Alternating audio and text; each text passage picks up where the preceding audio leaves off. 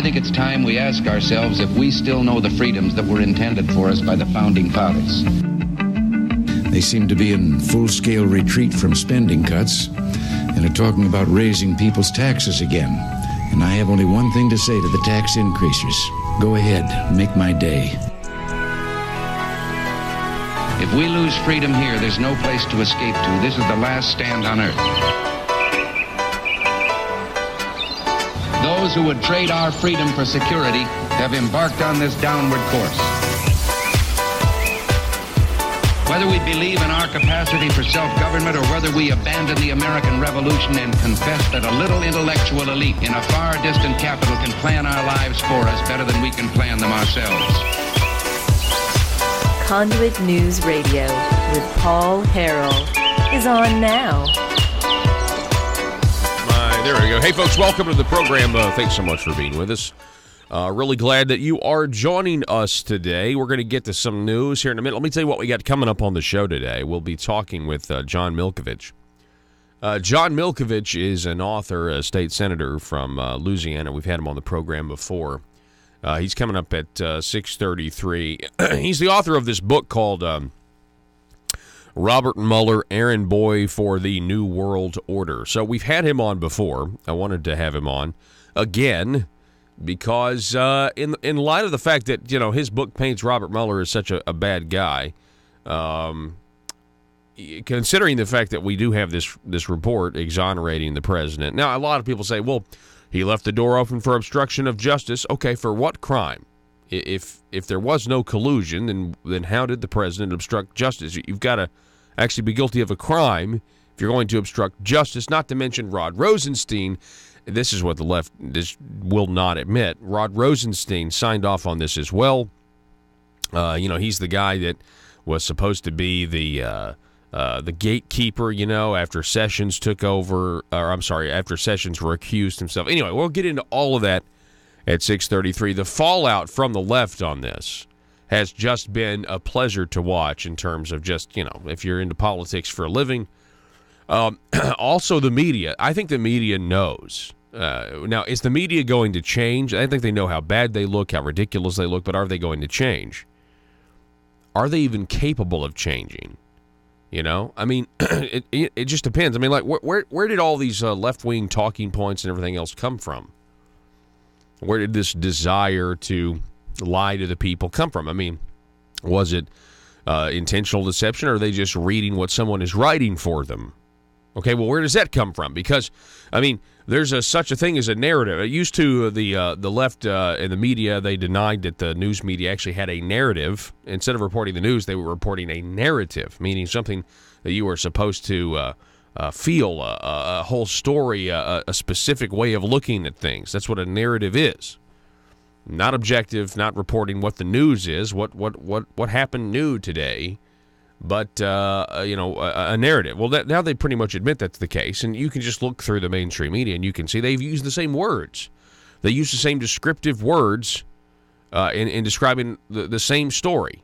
So you have the same story all across all of these different platforms, and that's why conservative radio and conservative, the new media, that's why they are, that's why there's a market for it, is just because it's something that's new and unique. Hang on one second, I got a cough.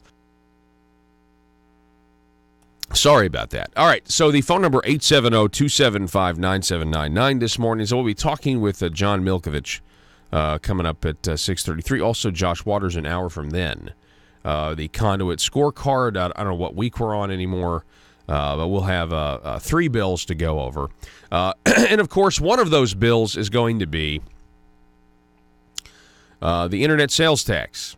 The internet sales tax here in Arkansas sailed through the Senate yesterday. I've got the vote here on my screen by a score of 27-3 with 5 not voting. 5 not voting. This is very... Now, I mean, I knew it was going to sail through, but let me just tell you, if you haven't seen the reporting that's up at Conduit News on this particular piece of legislation, we have legislators it's pretty much a guarantee they voted yesterday in the Senate without knowing the true fiscal impact to the state and to the taxpayer, because the fiscal impact statement that they used, the information that they gave the legislators when they voted on this bill is wrong. It's inaccurate. The numbers don't add up.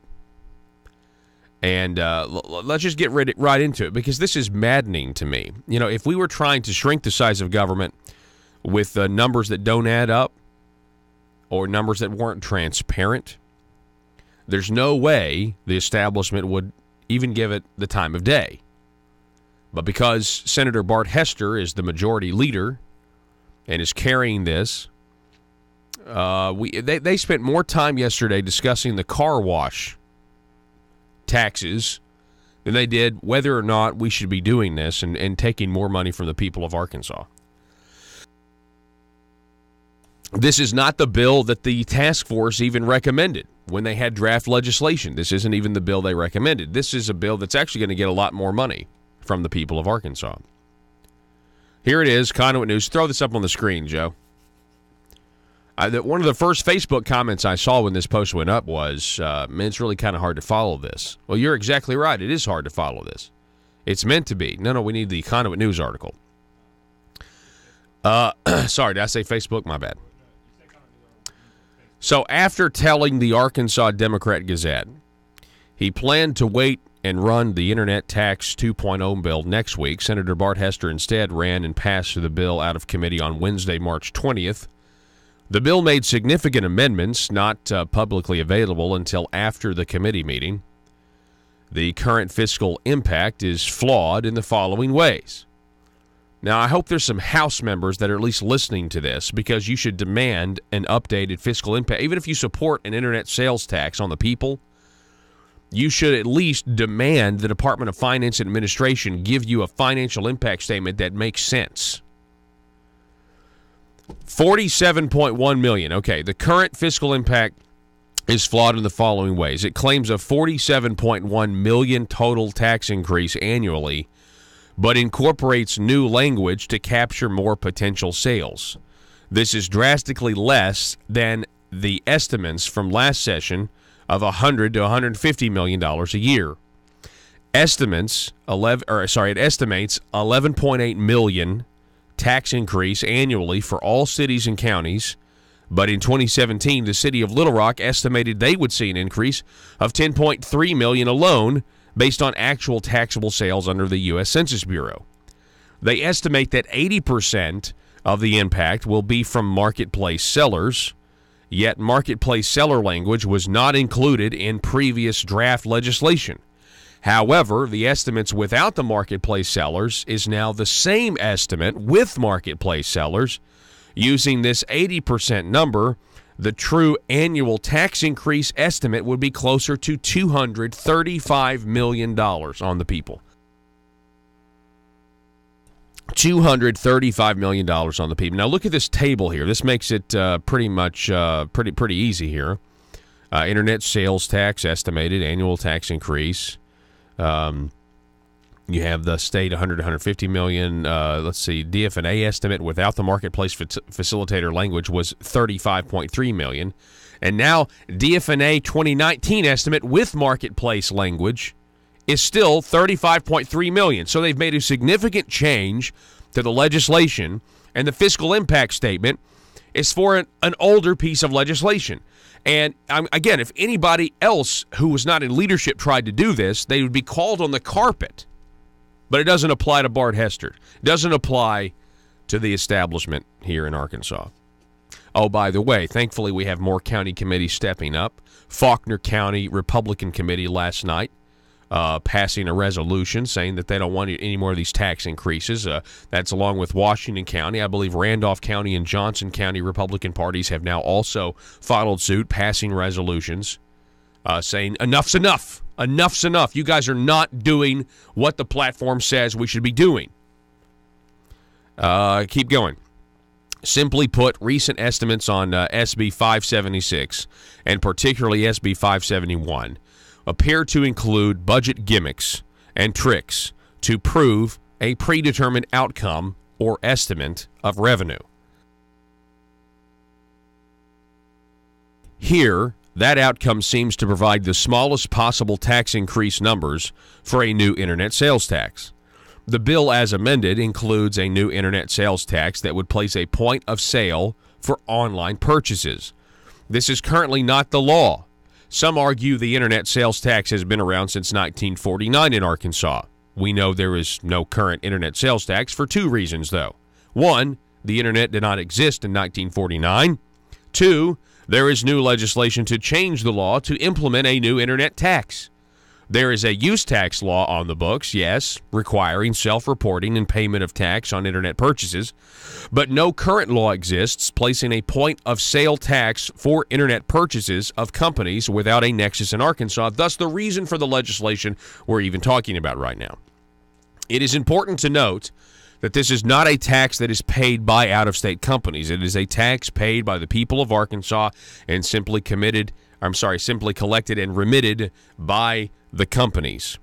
The bill deviates from legislation passed and upheld by the U.S. Supreme Court from South Dakota. It is not the same as proposed through SB 140 back in 2017. This Internet Tax 2.0 would include third-party marketplace sellers and thus include third-party purchases made on the facilitators' websites.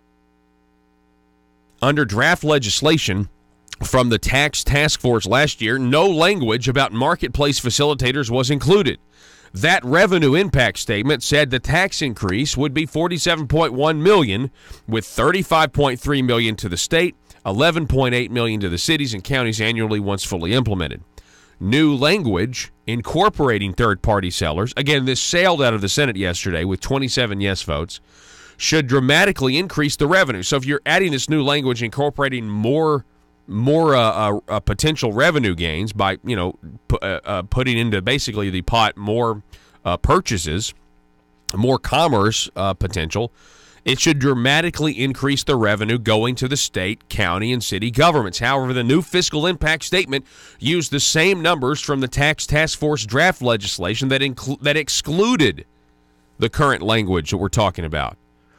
In the Senate Revenue and Taxation Committee meeting this week, an Arkansas Department of Finance and Administration official claimed that 80% of the tax increase was from marketplace sellers, which is the new language. These facilitators, marketplace facilitators, set up marketplaces on a website for small business third-party sellers to sell their product online. So if the fiscal impact was a $47.2 million increase without marketplace facilitator language, and that is just 20% of the impact, it would stand to reason that the true impact with the marketplace facilitator language is closer to $235 million and more money coming from the people and going to the government. This is a cash grab is what it is. Again, if you support internet sales tax, I could debate you all day long on that. But at least have a fiscal impact statement that is honest. DFNA refused to issue a fiscal impact statement for the internet sales tax bill in 2017, but estimates from the bill sponsors were between $100 million and $150 million per year. New fiscal impacts filed on March 25th show the bill would be a net tax increase in the first fiscal year. You know what we're going to have to do? You know what we're going to have to do, folks? You know, I've been talking about this equation. Well, what's the equation going to be, right? How much money are the people of Arkansas going to be paying to the government when they adjourn coming up, April the 12th or May 6th or whenever it's going to be? How much money? All right, are we going to be paying the same? Are we going to be paying more? Are we going to be paying less? I think we can pretty much rule out the fact we're going to be paying less, okay? I was hoping, best case scenario going into this scenario, I was hoping we would be paying at least the same. Let's just keep government the same size just because I know the capability of people down there. I know how motivated they are to shrink government, and they're not motivated, so I figure it'd just be a great win if we could just get them to to not tax us more. But, listen, it doesn't matter because they're going to play these games. I already know what they're going to do. They're going to play these games where they say, well, this is how much we've cut your taxes. Of course, the tax cuts don't go into effect for 2 years. These corporate tax reforms don't go into effect until like 2023 or something ridiculous. We'll get into that here in just a minute. But nobody cares about what their taxes are going to be in next year. They care about what their taxes are this year. That's just the way business owners work. And so I think the only fair way to judge the Arkansas the Arkansas General Assembly in terms of what they've done is to look at what the taxes are going to be the very next year, meaning what they are doing, what they are doing for the people now, and what they're doing for a fiscal year, the closest fiscal year, whatever that is. So how much money have you increased? You can't, because we're done with this. Well, let us grow government. We'll take a bunch of money from you now. We promise we'll give it back to you later, because that's preposterous. The fact of the matter is, this legislature can do nothing to bind future legislatures. So they could say, hey, in 5 years, I mean, case in point, they're asking you to keep a tax from sunsetting, right? I mean, they promised you in 2012, it will sunset in 10 years, it will sunset in 10 years. Well, you can't bind future legislatures. 8 years, 9 years later, what do we have? We have another legislature that's undoing what other legislature promised it would do for the people. So if they say we're cutting your taxes, it's going to be great, and they're going to try to take credit for all this stuff they've passed, but they're not going to be fully realized for 2 years. However, all of their tax increases are going to start in July and October. Their cigarette taxes are going to start in July. The gas tax increases are going to start in October. How in the world can we do an honest equation about what that's going to mean for people who have to live their lives day to day in the state of Arkansas? If you're living your life day to day, you don't care what the taxes are going to be 5 years from now. You care about what the taxes are going to be tomorrow or maybe next month, maybe. And that's it. But I know what they're going to do. They're going to come with all of this carefully crafted math, carefully crafted arithmetic, and they're going to try to make it look like they've given. The governor said last week, we are delivering net tax relief for the people of Arkansas. Well, I want to see it. I want to see it. Let me see those numbers. I really do. 870-275-9799. Let me know what you think about all of this. This is first-class reporting right now up at conduitnews.com. First class. They passed a massive tax increase on you yesterday without a full picture of what the financial impact is actually going to be. And we've gotten this way by just using simple logic. They're using an old fiscal impact statement for an old piece of legislation, and they're applying it to a new piece of legislation that's going to tax people a lot more. I just don't think that's right. Even if you support an internet sales tax, which I do not, let's at least have the numbers of what they are. And then you got the Gazette that's, taking the Department of Finance and Administration at their word and reporting what their numbers are. I mean, the flawed numbers are being reported by the Gazette. These are the real numbers. Back in a minute.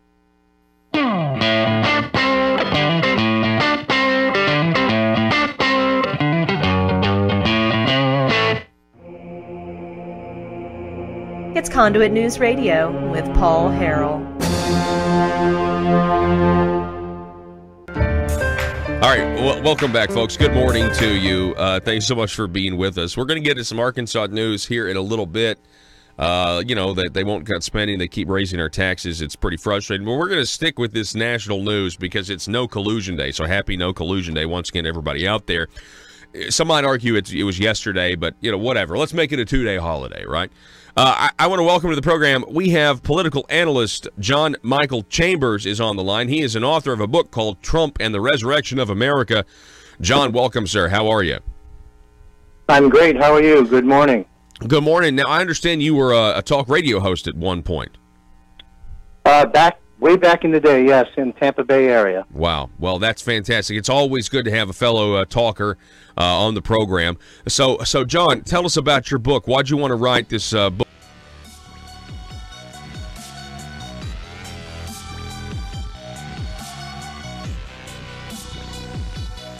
Need your daily news fix? Don't forget to tune in to Conduit News Radio with Paul Harrell. More money from the people to the government is what is going on right now. That's their goal, and they're going to get it. Yeah, I'm pretty frustrated this morning over this. I'm frustrated that people They don't. It's just like they don't. You're gonna accept phony arguments. I mean, a lot of these people have. We got to pass an internet sales tax for Main Street businesses. Well, that's debunked because more money to the government doesn't go to Main Street businesses; it just goes to the government. So if you're shopping online, work with me here, folks. This is not hard. This is pretty easy. If you're shopping online and you like to shop online, you're doing it because it's convenient. Okay, that's the main reason people do it. It's really convenient, and it's very really good for the sellers because of impulse buying. If you're not shopping at a brick and mortar store and you're shopping online, that's just because you don't want to go out and get it, and the brick and mortar store is hurting. We get that. That's an economic reality. That's just called the marketplace. Okay. So now you have a situation where you have these people saying, well, we need to tax the internet purchases because it's going to save Main Street business. That they are lying to you, small business owner, a brick and mortar business owner. Okay? They are. They're using you to get more money. Okay. So we've debunked that argument. Well, for purposes of fairness. Okay, let me debunk the fairness argument. An internet business is completely different than a brick and mortar business. A brick and mortar business uses city streets, uses city sidewalks, uses some sort of a city water and light. They use energy. They get their trash picked up. They have police protection. They have fire protection. They have all of these things that local sales taxes go to fund. How does an out-of-state seller, okay, who's responsible now for collecting and remitting this sales tax, why do they need to be responsible in that whole equation for supporting local streets that they're never going to drive on? Well, and now keep in mind, this is a tax on the people, but I can go set up a internet business tomorrow, like that. It's very easy with a click of a mouse. They are not the same thing. They consume less resources. Well, what about the people, the packages they ship here, Paul? The packages they ship are using our roads. Yeah, we pay a federal excise tax on tires. So check that box off. I'm sorry that the internet and technology, I'm grateful actually. I'm so thankful that the internet and technology outthought the government, and that the government, all they do is take, and if it was up to the government to create the internet that we have today, we wouldn't have it. And I will tell you this, and if you like technology and you like the advancement of technology, you let the government get involved and start taxing and regulating the internet, and you're not going to have the internet of tomorrow. You're going to be stuck with the internet of today. But hey, don't listen to me. Don't listen to me. I'm the one that, over a year and a half ago, we put out a brand new intro when Conduit News launched, and it was Ronald Reagan saying they're talking about raising people's taxes and they're not going to cut spending. How in the world did I know that that's exactly what these people down in Little Rock were going to do? How did I know? Was it like some sort of prophet prophetic vision? No, it was just looking at what they were doing and understanding that people who want to grow government are takers. The people who want to grow government and take more money for you can't do it themselves, so they amass political power, so they'll take it from you by force. So many of these guys down there can't produce things for themselves. Not all of them, but so many of them. That's why they go down there all the time. That's why they collect per diem. That's why they go down there for a meeting, collect per diem, stay the night, sign into a meeting that they don't even belong to, so they get more per diem, right? It's just the way things work, right? Now, George Washington himself said that government is a necessary evil. And I believe that. It is necessary, right? We have to have government. I'm not one of these guys that doesn't believe in taxation. I believe in Article 1, Section 8. I believe that we're supposed to, figure out some way to fund this government. But the fact of the matter is, folks, what they are doing is only done right now because a majority of Arkansans have no idea what they're doing. You go issue by issue, you go door to door, issue by issue. The people are against more money being taken from them and given to you. I've been watching some of these moderate Republicans on Facebook try to defend their vote to increase the gas tax and these other things. And the constituents, when they find out, are like, hang on, I'm already taxed too much, and I'm already giving you all of this money to build our roads, and you're misusing it in other places. We have a government down there that is telling us that there is no way we can cut spending, and we just have to keep raising more money from the people. Look, Trump and the resurrection of America. Well, I was in Asia at the time, for a couple of years, actually, watching things unfold. And I had written in a previous book in 2015, there was a segment in there that stated that I believe the most unlikely person in our hour of need will arrive for the leadership we so desperately needed. And lo and behold, there I am in Thailand and watching President Trump come down the escalator. After a couple of speeches, that was it. I came back to the States, wrote the book, and I covered 8 states on a book signing speaking tour discussing the issues.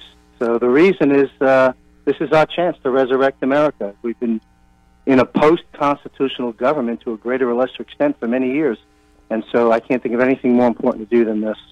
So how do you think things have gone so far in this? President Trump, I feel like, has done a lot, and I think one of the reasons the left and the right, or the traditional Republican Democrat establishments, don't like him. We now know as Americans, I think it's undeniable that there is a deep state that exists, that is, that has contempt for the people in this country, specifically flyover country. If you don't, take that dogmatic view on the coastal elite subscribe to, So how's he doing so far? Well, I mean, truth be told, the first 2 years is probably unprecedented by any president prior to President Trump. The accomplishments are enormous. PromisesKept.com is an official Trump Washington website that lists his accomplishments by category. I think he's done a phenomenal job, and with every gun, if you will, pointed at him from the deep state and its operatives. You may recall when Trump was a candidate, he said, "Hey, look, I'm not running against these opponents. I'm running against the media."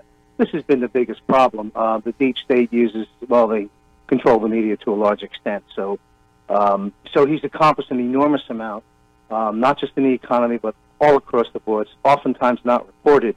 And yesterday, of course, big day, biggest political scandal in U.S. history. And the conclusion?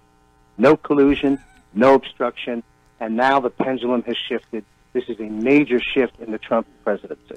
Huge, and I think now it's his turn because we've had. I've interviewed Congressman Devin Nunes a couple weeks ago. Victor Davis Hanson was on, and this idea. When's he going to declassify all these FISA documents so we can actually see what was going on? And if he had done it before the Mueller report came out, it might have looked bad. There might have been bad optics there. But now I kind of feel like it's time. Let's show the American people what really happened.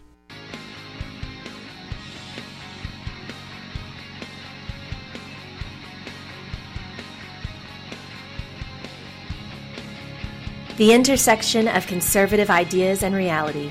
Conduit News Radio with Paul Harrell.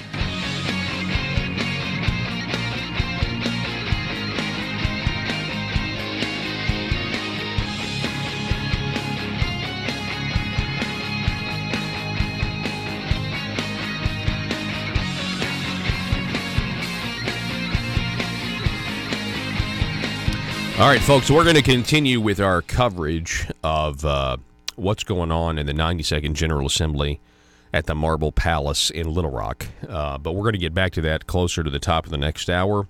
It's my pleasure. We've got Mr. John Milkovich back on the program. John, welcome, sir. How are you? Paul, it's great to be with you. How are you today? Doing very good. I got a copy of your book in the mail, so I appreciate you sending that to me. Your book, again, Robert Mueller, Errand Boy for the New World Order. The reason I want to have you on is because, we had you on one time before, and I thought it was a great segment. I really appreciated, kind of getting into the deep state nature of Robert Mueller. But, in the wake of what's happened over the weekend, I thought I'd love to get your reaction on this. You got Mueller, who is, well, I'll just kind of let you take it away. What's your reaction to the no collusion findings of the Mueller report? Well, I mean, to God be the glory. This is a very, perhaps unsophisticated take, but, of course, I think sometimes the truth is better apprehended, Jesus said, by children than by educated sycophants and Pharisees. The reality is that many millions of America believe that God put Donald Trump in there, to stop us from the Hillary Clinton and the Clinton abyss. I can't imagine where we would be if Hillary Clinton was in the West Wing right now. And I believe that God protected President Trump. It took a battle. It was some casualties. It was stressful. He was slandered and trashed 24/7 in the mainstream media for the last 22 months. But to God be the glory, he came out on the other side, and our republic is still intact. Yeah. Well, and now, so this kind of refresh, just kind of give us a synopsis, because I also wanted to highlight the fact that, Mueller being as, in with the deep state as he was, and everybody was putting all of this hope, all of the left, the deep state, the media, the celebrities, putting all this hope in Robert Mueller. The fact that he didn't come back with anything is, I think, even it really just goes to show there really wasn't anything there. So kind of real quick, a synopsis of this book, Robert Mueller, Errand Boy for the New World Order. I mean, this guy has his entire career. He has just been, one of the establishment, right? Paul, you're exactly right. And he has been there to cover up every time he's been asked to. And, of course, the quick flyover of some of the corruption he's covered up is he was in Boston while Whitey Bulger was running the Boston Mafia, and Whitey Bulger was being protected by the Boston FBI. A bunch of people ended up dead as the Boston FBI protected mobster Whitey Bulger. The shocking thing is that FBI agents went so far as to participate in murder. Yes, that's a documented fact, not a conspiracy theory. FBI agents have been, at least 3 FBI agents have been implicated, indicted, and or imprisoned for murder. Where was Robert Mueller in the midst of all that? Well, geographically and chronologically, right in the middle of it. He was assistant U.S. attorney and then acting U.S. attorney in Boston for over 5 years, right in the middle of Whitey Bulger and the Boston FBI's homicidal reign of terror. What he said nothing, didn't lift a finger, saw something, did nothing. Of course, Pan Am 103, a colossal cover-up. Robert Mueller was in charge of the American part of the investigation of Pan Am 103, which resulted in the murderers getting off, which is Ahmed Jabril, a Palestinian terrorist who had the bomb-built monster Al-Qasar, a Syrian drug lord that got the bomb on board, and then CIA officials that gave the go-ahead for the flight to take off, knowing that this is a flight from London to America, December 21st, 1988. Some CIA officials gave the green light for the flight to take off, knowing that it was carrying a bomb. And by the way, none of this is conspiracy theory. The Pan Am 103 tragedy has been the subject of at least 4 or 5 major books, which roundly criticize the investigation. But the bottom line is the guilty parties all got off free. And by the way, federal agents in the international intelligence community, they knew almost immediately who had pulled off the crime. The people that I mentioned, Jabril, Al-Qasar, the Syrians, the Iranians paid for it, some crooked CIA officials. Mueller runs the investigation. All of the guilty parties walked. None of them spent 1 millisecond behind bars first to complete the Mueller trifecta. A couple of Libyan intelligence officers get railroaded. And then it goes on from there. Another 15 or 20 years of anthrax, 9/11, weapons of mass destruction. Yes, he told Congress under oath that there was weapons of mass destruction in the hands of Saddam Hussein. That's funny. I mean, we got Glenn Greenwald, this liberal, this is a journalist guy, but I mean, he's done some great stuff and has won a Pulitzer. He comes out and says, "Hey, this Russia collusion thing is this generation's WMDs." I mean, they said that it's made headlines all across the country. Well, yeah, and Paul, you're exactly right. There was not Russian collusion, and what was really clear going into it, at least if you listen to the people that knew what was going on, retired federal agents, William Binney, Ray McGovern, one was a longtime veteran of the NSA, yes, National Security Administration, and the other one was CIA. You may know them personally. I've read their works, some of their work. They said, look, Paul, Robert Mueller helped usher in a surveillance state in America. So, by the way, if anyone tells me it's constitutionalist, we're going to have to open up back up the Constitution and look at the the congressional proceedings where Robert Mueller said the federal government should be allowed to spy on the cell phone, landline, emails, text, internet searches of every law-abiding citizen. But the fact is, as McGovern and Binney said, the government is already spying on the conversations of virtually everyone. They sent spies into the Trump campaign. So with all this spying and all this recording and all this storing our conversations and all this illegal anti-constitutional monitoring, which Mueller helped bring in, if McGovern and Binney said, if there was Russian collusion, they wouldn't even have to have an investigation where they're threatening people and putting them in jail for taxes and making false statements. They'd have a bunch of statements electronically stored in their digital spying kingdom. Yeah. No, you're exactly right. And I think a lot of people thought, especially leading up to the 2018 elections, with all the leaks and everything else, if Mueller had something, it would have leaked out. We would have been disseminated widely because of all of that. We're talking with John Milkovich now.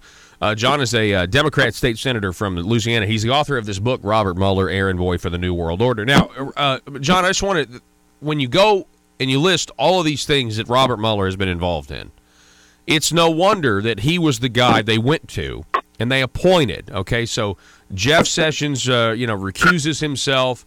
Then Rod Rosenstein appoints Robert Mueller. And everybody is happy. I mean, this guy was celebrated on the left. We have a special counsel now. He's going to protect us. He's going to basically undo the 2016 presidential election.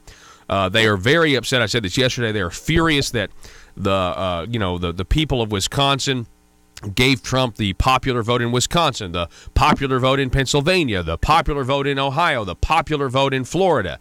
And they're furious about this, and they want to undo it, so they go with Robert Mueller. And even as entrenched as he is in whatever system, call it deep state, whatever you want to call it, he still didn't come back and find Russian collusion. And so now, John, the question is Trump right? I know Senator Rand Paul is out there saying this in headlines too. Is Trump right? Now we have to go investigate the investigators. Absolutely. And listen, you've done a great job researching this, Paul, and understanding this. I can't improve on the narrative that you just provided. That is, yes, that's a very good 20,000 feet, 30,000 feet in the air, bird's eye view of what has happened the last 22 months. And actually going back before his appointment, so the last two plus years. Well, so I guess just in terms of investigating the investigators, who needs to be investigated now? I mean, I saw James Comey. He's got some tweets out there that are very strange, very odd. Then you've got to think of this Andrew McCabe guy, that was talked about trying to get members of the cabinet to invoke the 25th Amendment. I mean, so do these guys? I mean, why do you think if there was no evidence to begin with of Russia collusion, it was all based on this phony dossier, were they just trying to cover up the illegal spying on the Trump campaign? What are your thoughts? Oh, listen, it was regime change. It was slow motion coup. It was a false flag operation, so people wouldn't be talking about all the crooked stuff that Hillary got away with, including the real Russian collusion, which was transferring 20% of America's uranium ore to Russia, in return for which the Clintons received hundreds of millions in the Clinton Cash Foundation. Absolutely, it was false flag. It was a diversion. It was distraction. Donald Trump was the constitutionally elected 45th president of the United States. Let's get rid of him. But we can talk about Robert Mueller's career background of cover-up, collusion, and corruption with Whitey Bulger and Pan Am 103 and BCCI. He helped with that cover-up. And 9/11, he flew the Saudis out of America within days of 9/11 so they can be investigated for their role in 9/11. He gave the false weapons of mass destruction meme. He advocated for a mass surveillance state. He covered up the anthrax mailing. So the actual culprits walked, and an innocent man ended up dead, supposedly of suicide, possibly from something worse. He's got his fingerprints on cover-up after cover-up. And my wife was just asking me last night, somebody said, well, I don't see any evidence that he's been involved in cover-ups. Well, that's because the only way you can get to that conclusion is by avoiding reading. Mm-hmm. But as my wife said, name one good thing that he's done. We've had 30 years of scandals exploding above and below sea level in America, whether it's arming the Mexican drug dealers with automatic weapons, or sending the payment to Iran, to Whitewater, to Vince Foster, to Seth Rich, to Mena, Arkansas cocaine connection, to hostage, weapons for hostages. I mean, we've gone from one. The federal government has gone from one cover-up to another incident of corruption and collusion. And what has Mueller done about any of these things? And if you want to talk about it, the interesting question is, what forced Mueller to stop? And I think, because I don't see a moral reckoning. Well, yeah, let me game this out for you.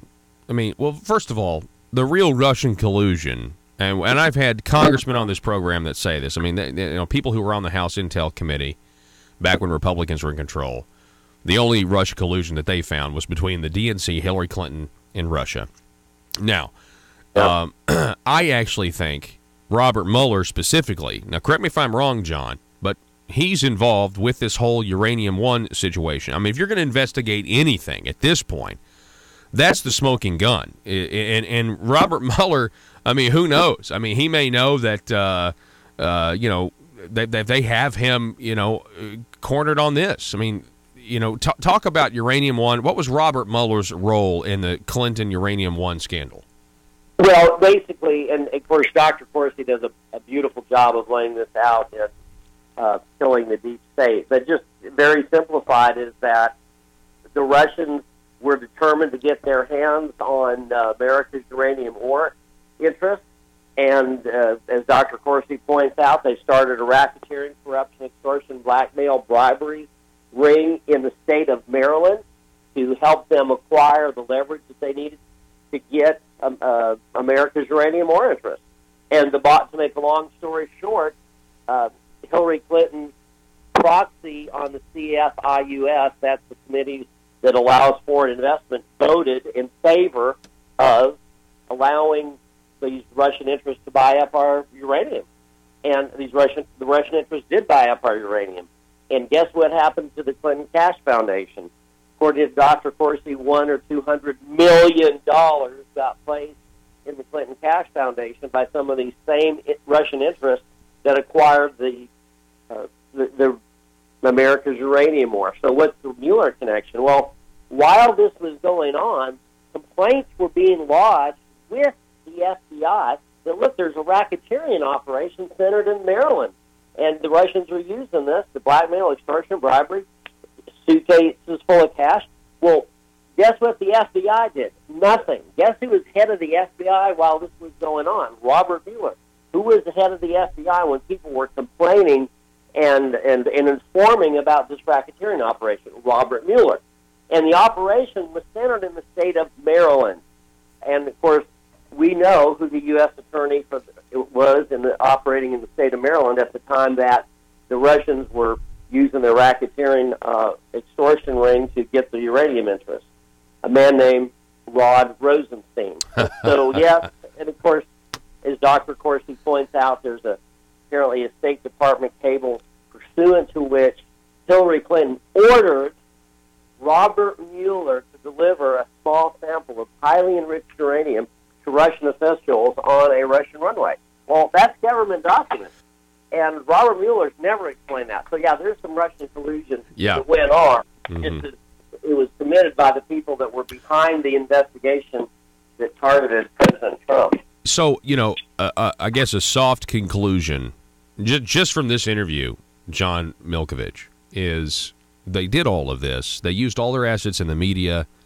They created a phony scandal They distracted this nation for 2 years. They might have even won Congress or the lower chamber, the House, because so many people thought Trump might be a Russian agent. They accused him of treason. They did all of this to try to save themselves, because if anyone who is committed to justice and the rule of law and having it apply equally, Rod Rosenstein, Robert Mueller, Hillary Clinton, I mean, these people, they look like they're all criminals, that they've committed serious crimes against this country. Well, once again, Paul, you're absolutely right. You're talking with a lot of common sense, so that people that that are. I'm kind of a simple person, so I can understand what you're saying. But absolutely, this investigation was a diversion to provide cover for the real crimes that were committed by the Clintons, and Mueller has been involved in cover-up after cover-up, including the real Russian collusion, where they gave Russia our uranium interests. And to me, so number one, it was a diversion. Number two, as you know, and you pointed out in your show over and over, this was an attempt to remove Donald Trump. And then let's go to point three. What was it about Donald Trump that they really don't like? It wasn't the Russian collusion, which is a phony, now discredited allegation. That was always a cover. What they really don't like about Donald Trump is he's not part of the club. Donald Trump is an outsider. And if you want to look back into American history to identify presidents that were outside, and it sounds almost, Paul, it almost sounds counterintuitive. How can you have a president who is an outsider? Well, there are people that get elected that actually want to advocate for America. They're not part of the establishment. Here's some great examples. Ronald Reagan, Abraham Lincoln, John Kennedy.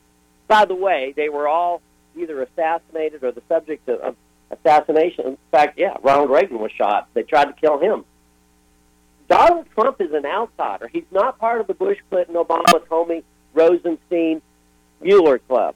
He's not a skull and boneser. He's not a part of the Illuminati. He was well educated, but he did not go to Yale, where they have these occultic meetings in the basement of this gray monolithic structure and all this weird stuff. And of course, let me be clear, Mueller was a Princeton man, not a Yale man. But there's a club, and Donald Trump ain't part of it. And they can't handle somebody who's not of their club. He's not taking orders from the Council on Foreign Relations. He's not being dictated to by the United Nations.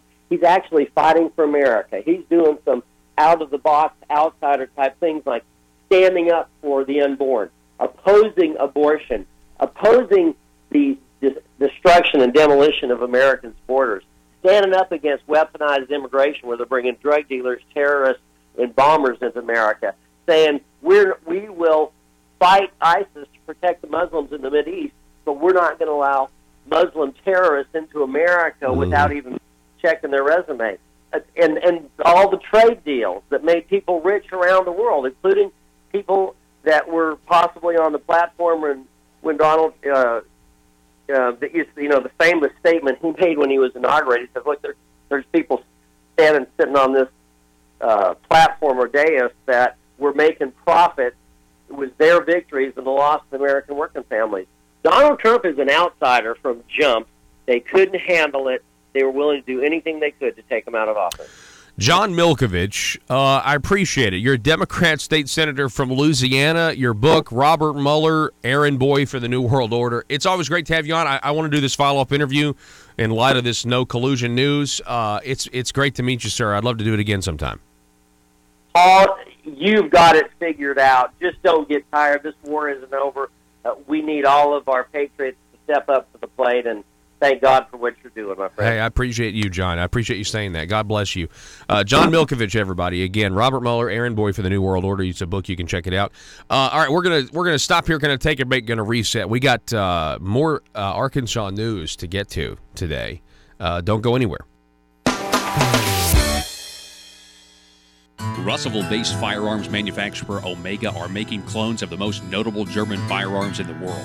These delayed rotor-lock firearms have been and are currently used by law enforcement and military worldwide. At Omega, they manufacture their guns right here in Arkansas and produce the best reproduction in the marketplace that comes with a complete 5-year warranty. At Omega, they take firearm manufacturing seriously and offer discounts to active and retired law enforcement. Whether you're using Omega firearms to defend the public, defend your family, or for target practice, Omega has your back. For pricing, go to omega-guns.com. That's omega-guns.com.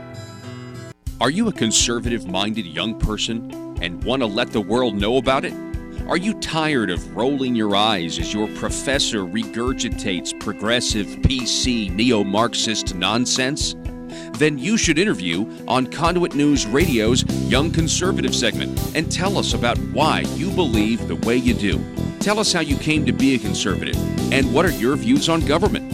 Now, if you're worried that your neo-Marxist professor may also be a right-wing talk radio listening masochist, then names can be changed to protect the innocent. It's the Conduit News Radio Conservative Future segment. To be interviewed, call 870-275-9799. That's 870-275-9799.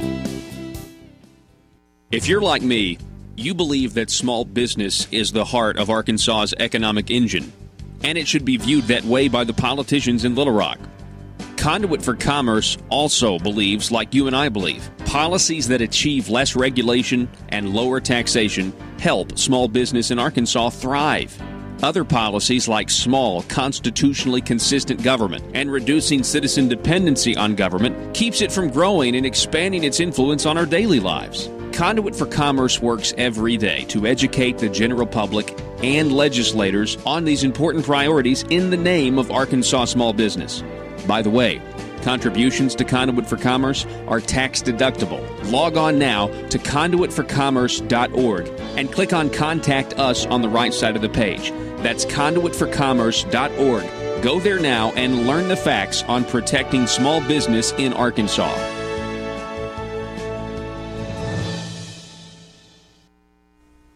You're absolutely right. And, I speak to a lot of people out in these public speeches and such, and people in this country, particularly these Trump supporters, have been saying that, why doesn't the president declassify?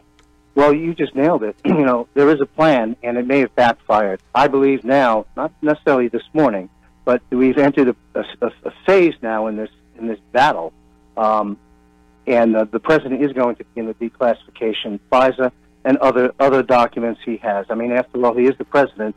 He has all the goods on everyone. The NSA files, the emails, the phone calls, the text, WikiLeaks reports, and FISA documents. So it's a game changer. The narrative is officially shifted, and the media, the mainstream media, has no credibility anymore, as far as I'm concerned. They really don't, and I don't know what they're going to do. I was listening to another show.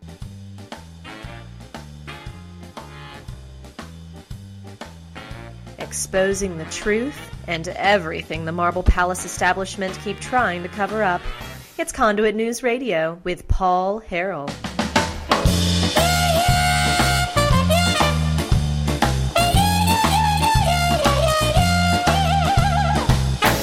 So the only reasonable conclusion that you can make from all of this news is that the Russians somehow got to Robert Mueller, and that's why he wrote the report.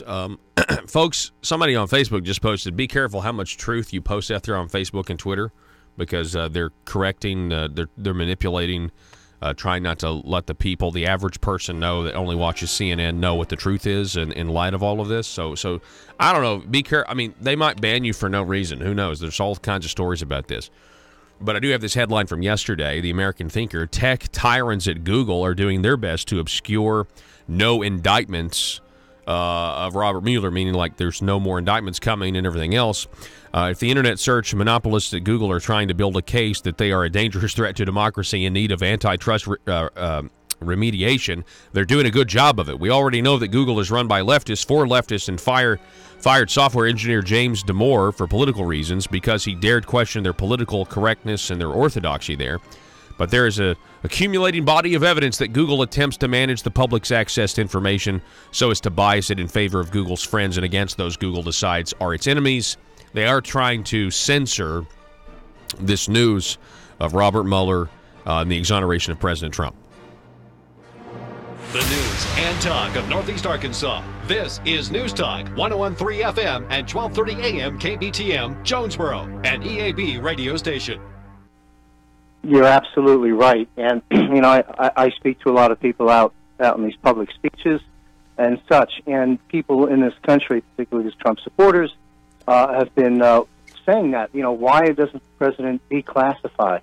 Well, you just nailed it. You know, there is a plan, and it may have backfired. I believe now, not necessarily this morning, but we've entered a phase now in this battle, and the president is going to begin the declassification, FISA, and other documents he has. I mean, after all, he is the president. He has all the goods on everyone: the NSA files, the emails, the phone calls, the text, WikiLeaks reports, and FISA documents. So it's a game changer. The narrative is officially shifted, and the media, the mainstream media, has no credibility anymore, as far as I'm concerned. They really don't, and I don't know what they're going to do. You know, I was listening to another show, and there was a caller that was asking, you know, does the mainstream media have any? Do they have the clout that they once had? I mean, I think the answer is no, but we don't really know to what extent. And I think the 2020 presidential election will let us know. I think right now President Trump is on track to be reelected. That's why you have the Democrats wanting open borders. They want to redo the Electoral College system, and they want to lower the voting age to 16. We're talking with John Michael Chambers. He's an author of the book Trump and the Resurrection of America. He's also author of a book, Surviving Global Governance. Tell us about that book, John. Well, that book was jointly written by two friends of mine, economist Dr. Kirk Elliott and former hyperbaric officer for the Navy SEALs, good friend of mine who's since passed on, Dr. Richard Davis. I was actually in Asia at the time, going around through several countries when we wrote that. And I think it was back in 2013 or 14, I think 13 when we published that book. And we saw what was coming. I mean, if you think about it, Clinton, Bush, and Obama, and particularly Obama, we were in trouble as a nation. And so that we didn't see a Donald Trump arriving on the scene to, you know, do major course correction for us back to a constitutional republic. So we wrote the book Surviving Global Governance because that's in fact what we would have had to have done should we have continued on that trajectory. But thank goodness the lady in the pantsuit didn't get elected, and we have Donald Trump. Yeah, the lady in the pantsuit, I think, needs to be worried at this point. I mean, come on. I mean, she and the the Democrats, they funded essentially a dossier that was completely, you know, salacious, inaccurate. Then it was used to spy on the Trump campaign. I mean, and that's just what we know. I think there's a lot more that we don't know, right? You think Hillary Clinton should be worried this morning? Oh, I think, quite honestly, regardless of the media optics, Clinton's, Obama, and a long list of names all across the globe, quite frankly, are running for the hills. They're panicking, which is why we see this absurd insanity narratives that we see in terms of social platform, changing the votes to age 16, getting rid of the Electoral College. They can't win fair and square, so they're trying to change the rules of the game. Trump, there isn't anybody, in my opinion, certainly the cast of characters that have decided to run now that can beat President Trump in 2020, fair and square. You know, the deep state, and I call them, you know, the deep state operatives, they're running for the hills. That's the way I see it, because they know Trump has everything on everybody, and it's going to turn around now through the declassification and other methods. But they'll continue with this false narrative. I mean, it's really they're imploding. The Art of War, the author Sun Tzu, right? You know the quote. He says, you know, when your enemy is destroying themselves, just leave them alone. Let them have at it. And that's pretty much what the president has done for the past 2 years. But now, in my view, he's going to go on the offense and pluck them off one by one, because you know, he's used the term illegal yesterday at the airport in Palm Beach before he flew out, when the Mueller report when Barr released the statement. And so that's a very big, important term.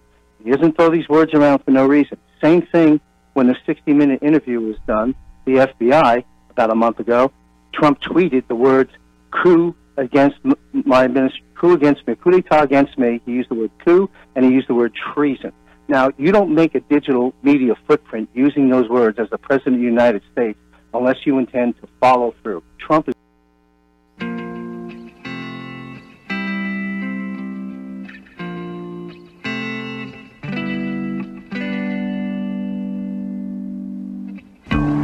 I think it's time we ask ourselves if we still know the freedoms that were intended for us by the Founding Fathers. They seem to be in full-scale retreat from spending cuts and are talking about raising people's taxes again. And I have only one thing to say to the tax increasers. Go ahead, make my day.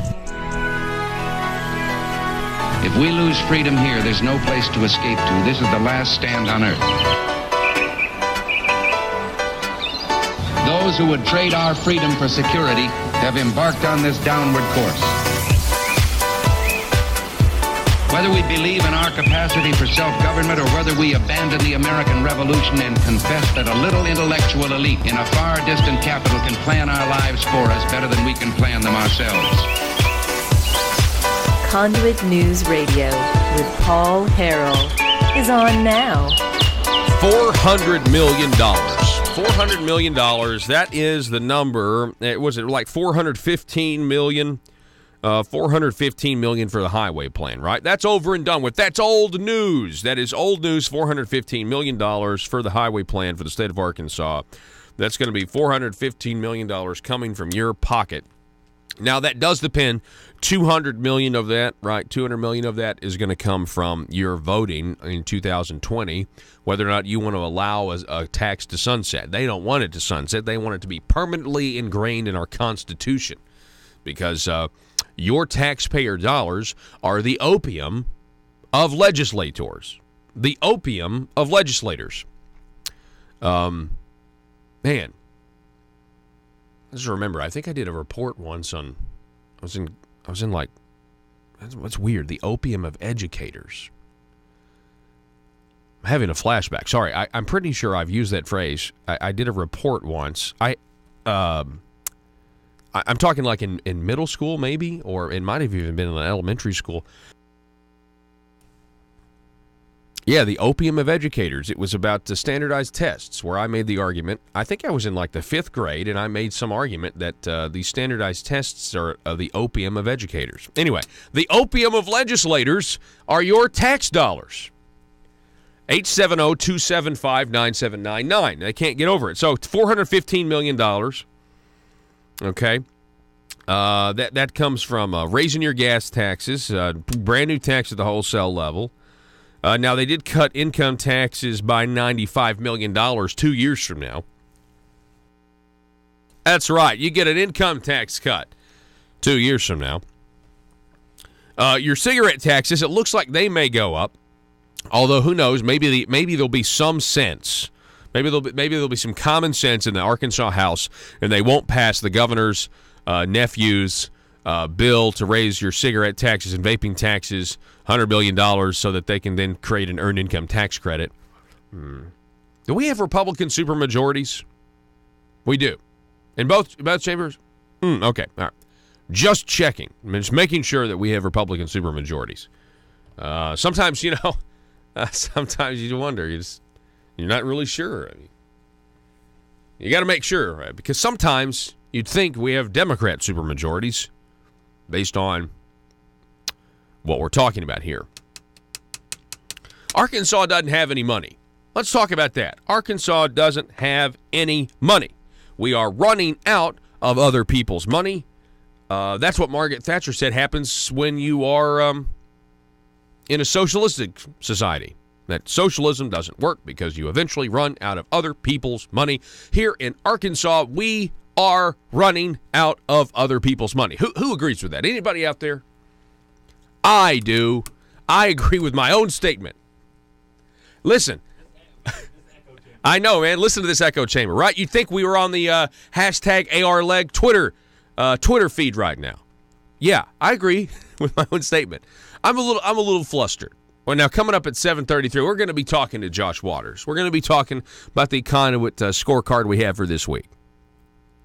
So I'm going to go over this again because we have the internet sales tax that passed out of the Senate. It flew out of the Senate. Let's go over the yes votes, shall we? I just feel like we need to, right? I mean, why not? We're on radio stations across Arkansas. We've got a lot of people who are listening to this show. All right, so who thinks that an internet sales tax is good?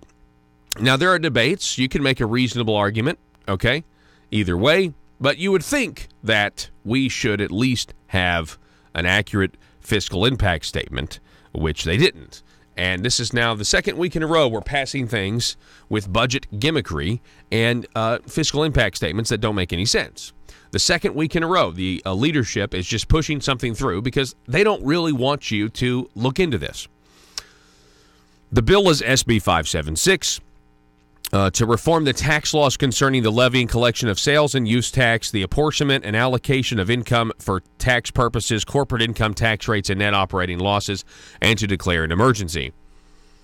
So the people that voted for this, now granted, I'm sure they're looking at the corporate tax reform, and they think, well, the corporate tax reform portions of this are fantastic, and I get that. I understand that you're going to think those are good, although they don't even go into effect until like several years from now. But all your tax increases are going to go into effect in July and October. Anyway, Bob Ballinger voted yes. Sil Bledsoe, Will Bond, Senator Eddie Cheatham, Alan Clark, John Cooper, Breanne Davis, Jonathan Dismang, Lance Eads, Scott Flippo, Trent Garner, Kim Hammer, Jim Hendren, Bart Hester, it was his bill, Ricky Hill, Keith Ingram, Missy Irvin, Blake Johnson, Mark Johnson, Greg Letting, Bruce Malik, Matt Pitch, Jason Raper, Terry Rice, James Sturch, Larry Teague, Dave Wallace, all voting for tax increases on the people in the form of an internet sales tax, also voting for the corporate income tax reform. The no's were Linda Chesterfield, Joyce Elliott, and Senator Flowers, probably because they don't want the corporate income taxes, and the people who didn't vote, Jane English, Ron Caldwell, Senator Hickey, Bill Sample, and Senator Gary Stubblefield. Now, let's get into why this is a disaster. This is a disaster without even getting into the marketplace arguments for an internet sales tax or against an internet sales tax. So, the fiscal impact statement that was given to the legislators yesterday was inaccurate. It was grossly inaccurate. They are claiming in their fiscal impact statement $47.1 million in total tax increases annually coming from you, the people, in the form of an internet sales tax. But it incorporates new language to capture more potential sales. And this is different than the estimates from the last session.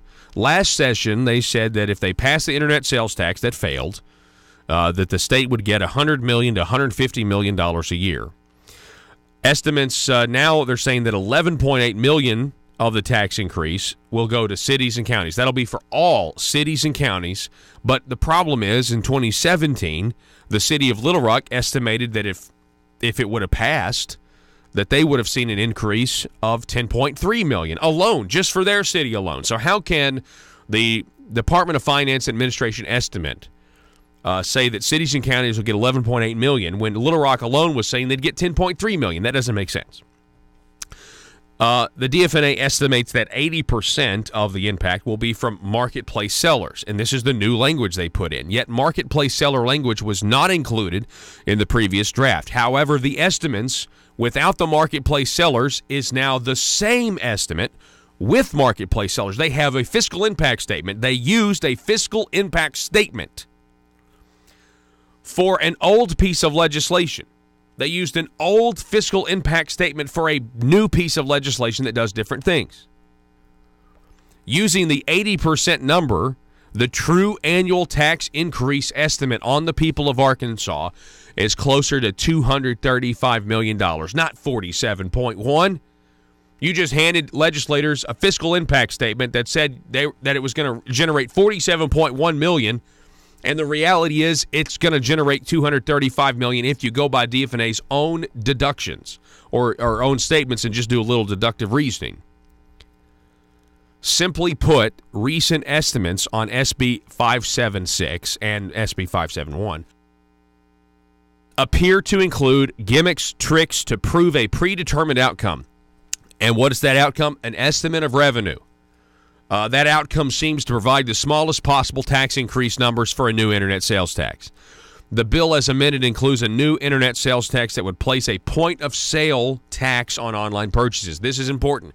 You will pay the tax. Not out-of-state companies. You will pay the tax. They will pass on their prices to you consumers. It is a tax paid by the people of Arkansas. It's just simply collected and remitted by the companies. The bill is different from the bill 2 years ago. It's even different than the bill that was upheld, the law in South Dakota that was upheld by the United States Supreme Court, right? In their Wayfair decision. It is not the same as proposed from 2017. This is a different bill. It is getting more money from the people than even before. It's different than the draft legislation that the tax task force came out with. In that legislation, there was no language about marketplace facilitators, meaning third parties, okay? That revenue impact statement said the tax increase would be $47.1 million. That's the same revenue impact statement that they're claiming now. Again, if you want to vote for the internet sales tax, fine, but let's at least get the facts out there. New language incorporating third-party sellers would dramatically increase the revenue flowing to the state, county, and city governments. However, the new fiscal impact statement used the same numbers from the tax task force and that excluded facilitators. Now, I know this may be getting into the weeds for a lot of you, but for me, it's maddening. It's absolutely maddening. Because if a conservative tried to get something passed, if it was an actually conservative idea, if it was really conservative, there is no way these phony financial impact statements would be allowed to be parroted as legitimate information.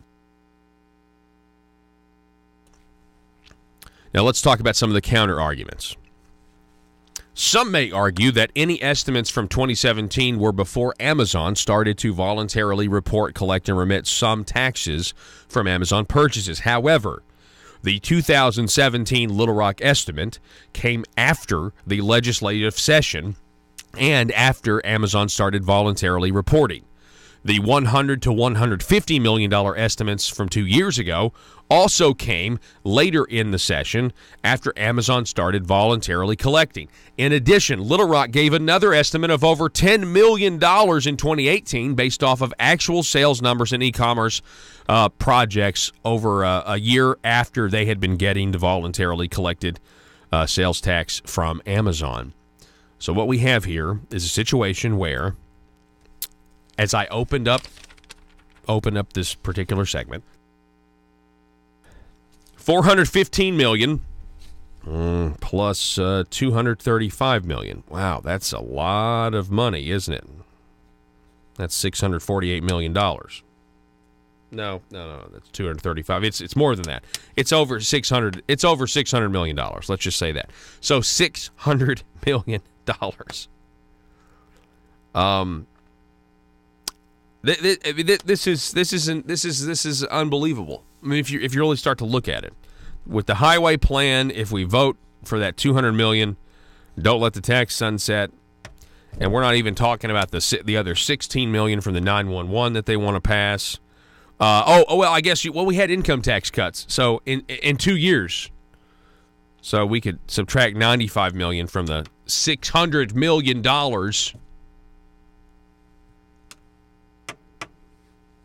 More money from the people as a tax increase. More money from the people as an increase in the tax burden. Again, I have said this for a year. The problem, you want to know why the Republican Party is divided, is that we refuse to agree on what the definitions of words and phrases are. What's a tax increase? What's a tax cut? What's a revenue neutral plan? What are the actual determining factors that we can agree on? And the fact is, the people of Arkansas are taxed at an amazing rate. I mean, compared to our neighbors, folks, it's getting bad. It's getting really bad. And it doesn't seem like there's anybody down there that wants to change this mentality. It's very frustrating. I mean, I'm going back down there today. As soon as the show's over, I'm going back down to the Marble Palace. I'm going to continue covering this. I'm sure people, I can, some of these people, you can just feel the hate that they have for people that are presenting, a different version of the way things are going down there. I have done my best to tell you when they do things good. I have done the best I can to tell you about the things that we can agree on, like the pro-life issue, like a clean income tax bill. But then they come back and then they nickel and dime us.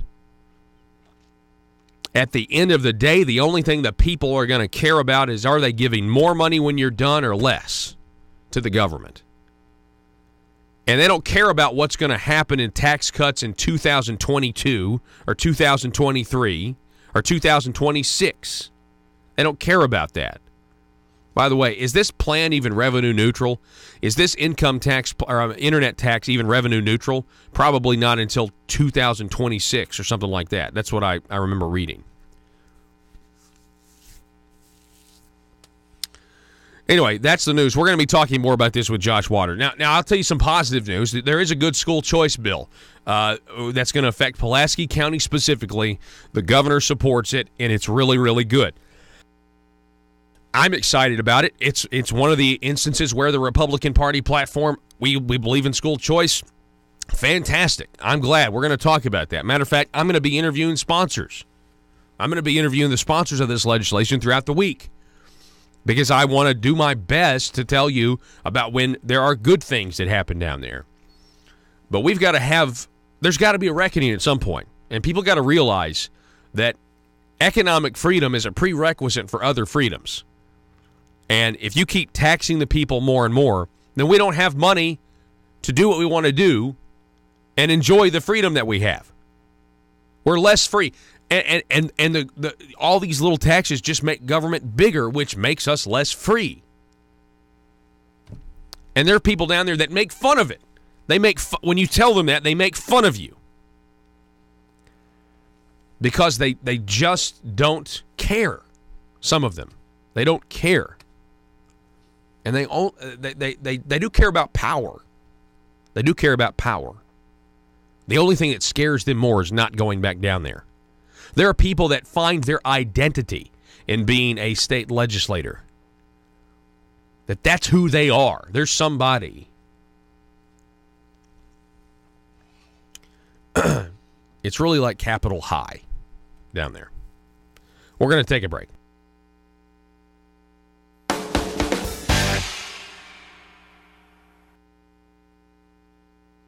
The rule of law president, yes, to answer your question, Hillary Clinton definitely needs to be concerned. Yeah, we've got this Twitter right now up on our screen at conduitnews.com, facebook.com/conduitnews. It's a Twitter of the Twitter feed of James Comey. And yesterday he tweeted a photo of himself. I think that's him in a forest with really tall trees, looking up at the sky, and he's saying so many questions. And I'm pretty sure Lindsey Graham. I saw that Lindsey Graham retweeted that and said, "Yeah, we've got a lot of questions," meaning for you, James. So he's another one that needs to be worried, doesn't he? No question about it. Look, this illegal dossier, hoax, witch hunt, scam against this country and president has been fully exposed now, and this is the reason why they need to be worried, and especially Comey, the bad cop, because what you have here. Determined to drain the swamp in Little Rock, it's Conduit News Radio with Paul Harrell. I mean, there's going to be people that are going to dispute this, but I really want, if you're going to say that the internet sales tax is going to take $47.1 million from the people, but if it's actually $235, which just using DFNA statement, now maybe somebody can correct the record. It's possible. But maybe there's something that you don't have. But if you just take the fiscal impact statement that they have given for the internet sales tax, the numbers don't add up. Again, maybe somebody in the House can flesh this out. Even if you support this, and I'm talking to people like Joe Jett. I'm assuming the chairman of the Revenue and Taxation Committee, Joe Jett, in the House, supports an internet sales tax. I'm pretty sure he did last time, and, okay, well, hey, Joe, I mean, that's fine, but demand an updated fiscal impact statement. You can't, in good conscience, use a fiscal impact statement that's for another piece of legislation. They have added marketplace facilitators. The guy said, DFNA said, 80% of the revenue is going to come from the marketplace facilitator language. Well, if 80% of the revenue is coming from the marketplace facilitator language, and they're estimating it's going to be $47.1 million, but that's an old estimate, and the 80% wasn't in there, then do the math. It adds up to $235 million using deduction, So get an accurate fiscal impact. How in the world, come on. I've seen people just get absolutely, they try to make the smallest changes in the world. They get crucified down at the end of a committee table. Do you have a fiscal impact statement from DFNA? No? All right. We were going to ask you to pull the bill. If you could pull the bill so we could get a DFNA fiscal impact statement on this, would you do that for us, please? Not if the establishment wants something. No. Well, we'll ask you to vote on this essentially blindfolded. We worked over the weekend on this. I could bore you with the numbers, but we worked all weekend on these numbers. Yeah, not in this case. In Bart Hester's case, they're using an old fiscal impact statement. Look, just because, okay, it's baked into the governor's budget. The governor has said he wants an internet sales tax. Okay. You're even using phony arguments. All right? We got to save our Main Street businesses. This isn't going to save Main Street businesses. People are going to continue shopping online, but whatever. It's for purposes of fairness. Not really. Internet business and a brick-and-mortar business are two completely different things. They use different resources, but hey, you know what? Whatever. You know what? Believe your phony arguments. But let's at least agree on what the government says it's going to cost. How about that? Can we at least agree? Can we get some good numbers?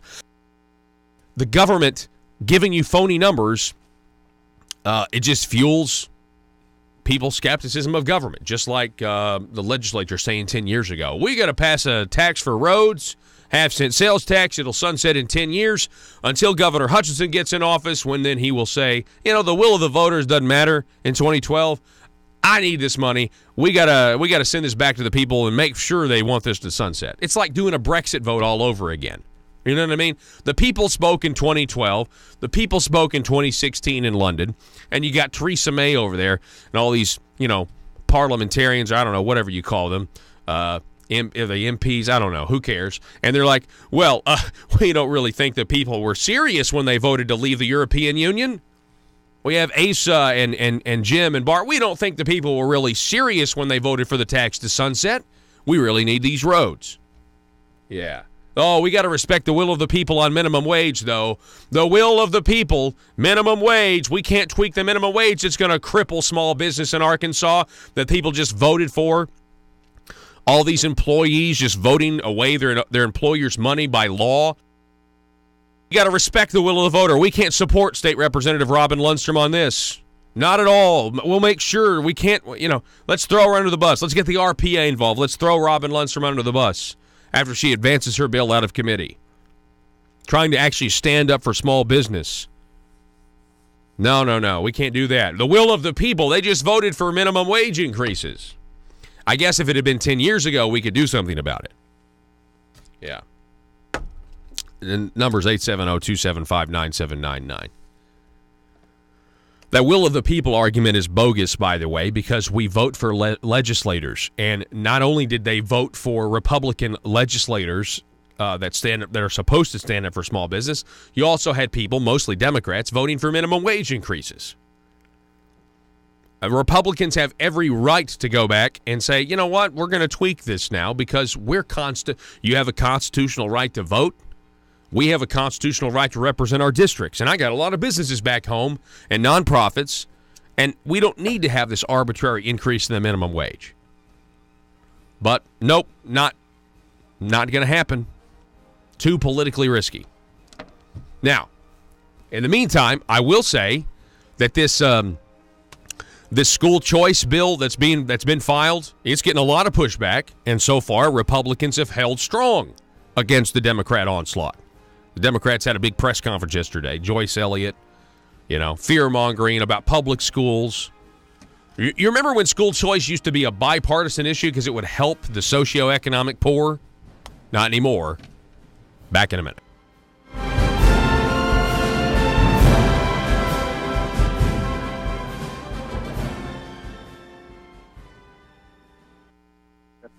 Our president, Donald Trump, must take advantage of this opportunity and set a precedent so that something like this never happens again. You cannot escape justice, and I believe the hammer of justice is going to come down on a long, long list of people, and we'll be dealing with this for several years to come.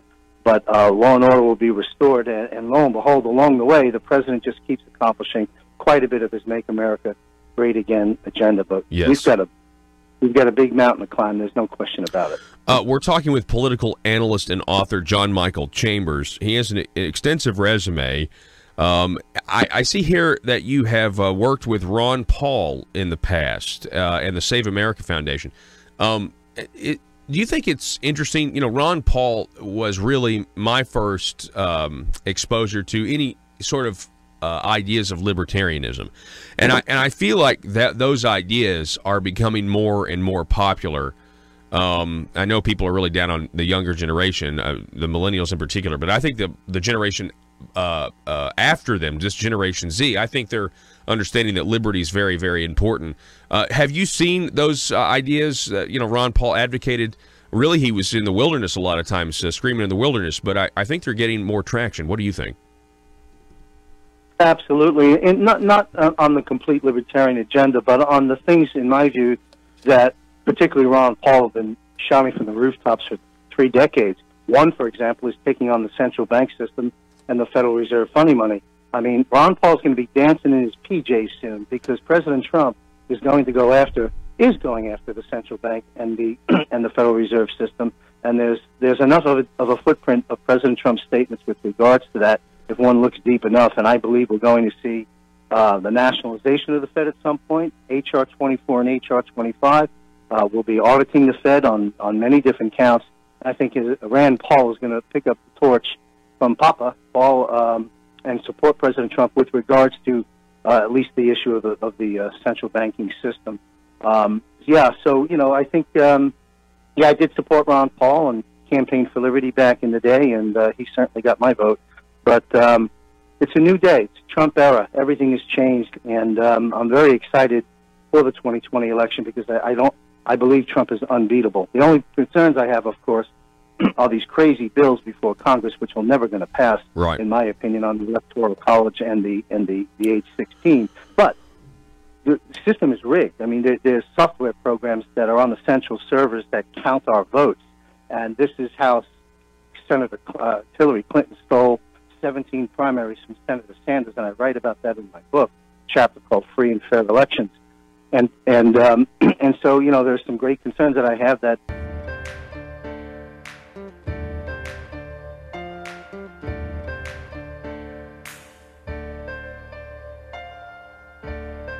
bringing you your daily dose of truth. It's Conduit News Radio with Paul Harrell. Yeah, so somebody called and asked and said, "Hey, is Paul stressed?" Yeah, I am stressed, but I'm really just stressed for the people. I mean, we're the ones that have to live under all these laws that they're passing, and they're in a bubble down there. There's not a lot of truth that gets circulated, and so it's frustrating. I've kind of reached a point where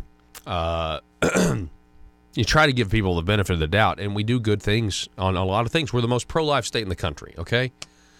But when it comes to these economic issues, it's like we're stuck in the 90s here in Arkansas, like the 90s Democrat mentality. And it's just really frustrating. And so I don't mean to get so worked up. I need to just take a chill pill or whatever.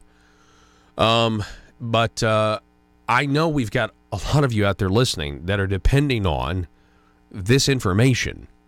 And so I just wanted to tell you, thank you for listening. Tell your friends, and we're going to do everything we can to continue bringing you the truth, the unvarnished truth, as raw as it is, as difficult as it is. You know, these legislators that make these votes for tax increases, but then they turn around, they do something great, or they do something good. You know, or they do something and they just keep voting bad. I don't know. You know, it's a big mixed bag. But inside that mixed bag, whatever the motivations of lawmakers are, we have to look at the bottom line, just like a business owner. The bottom line is, how much is the government going to take from me at the end of the day? Are they going to take the same, going to take less, going to take more? Right now it looks like they're going to take more. We're going to still wait, but you know, this is a quest for revenue. It is a revenue generation need and urge that we have predicted. I've been predicting this now for 5 years. I mean, that they're going to have to come back to us for tax increases because of welfare programs. You know, the Arkansas Medicaid expansion private option was only supposed to cost us $50 million this year, and instead it's costing us $138 million or $133. I can't remember. It's one of those numbers.